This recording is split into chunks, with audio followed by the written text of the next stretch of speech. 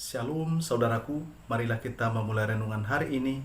Kita bernyanyi memuji Tuhan dari nomor 688 ayat 1.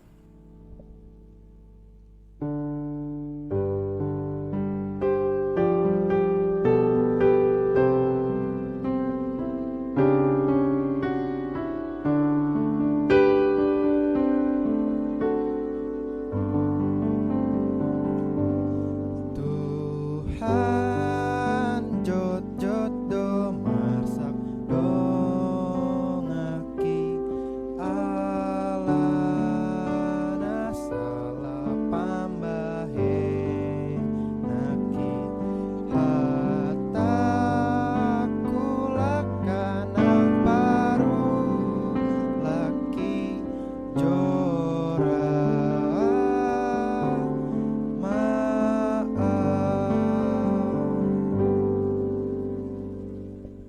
Kita berdoa. Kasih karunia dan damai sejahtera yang dari Allah Bapa dan dari Anaknya, Tuhan Yesus Kristus menyertaimu. Amin. Firman Tuhan hari ini didasarkan pada Lukas pasal 6 ayat 37. Janganlah kamu menghakimi, maka kamu pun tidak akan dihakimi. Dan janganlah kamu menghukum, maka kamu pun tidak akan dihukum. Ampunilah dan kamu akan diampuni. Demikian firman Tuhan. Saudaraku yang dikasihi oleh Tuhan, secara umum ada dua bentuk kesalahan manusia ketika dia memperlakukan sesamanya. Kesalahan yang pertama, dipuji secara berlebihan. Bila mana seseorang dipuji secara berlebihan, maka ia bisa menjadi sombong, menjadi angkuh, atau lupa diri.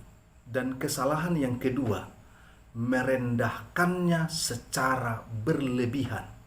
Yang dimaksud dengan merendahkan adalah membunuh harga diri ataupun menghinanya. Renungan firman Tuhan hari ini sangat berhubungan dengan poin yang kedua, yaitu mengenai perlakuan merendahkan sesama manusia. Tuhan Yesus pada waktu itu sangat prihatin melihat keadaan situasi yang terjadi di tengah-tengah masyarakat, di mana ada kelompok yang merasa lebih superioritas atau lebih tinggi, sedangkan masyarakat lainnya dianggap sebagai manusia kelas bawahan. Suatu hari Tuhan Yesus memberikan pengajaran. Ia bersabda dengan mengatakan, "Janganlah kamu menghakimi, maka kamu pun tidak akan dihakimi. Janganlah kamu menghukum, maka kamu pun tidak akan dihukum." Tuhan Yesus melihat ada kebiasaan dari orang-orang Farisi dan ahli-ahli Taurat. Mereka suka mencari-cari kesalahan orang lain. Dan ketika mereka melihat kekurangan itu dengan gampang, mereka langsung memberi penghakiman dengan cap-cap yang negatif. Firman hari ini hendak menyelidiki hati, sikap, dan perbuatan kita.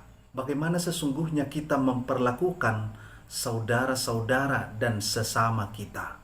Ada dua kebaikan yang melekat dalam diri kita apabila kita menjauhkan diri dari sikap menghakim-hakimi dan menghukum saudara kita.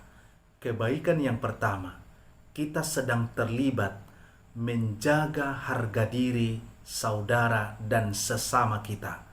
Kebaikan yang kedua, kita sedang berjuang menjaga masa depan kita di kemudian hari.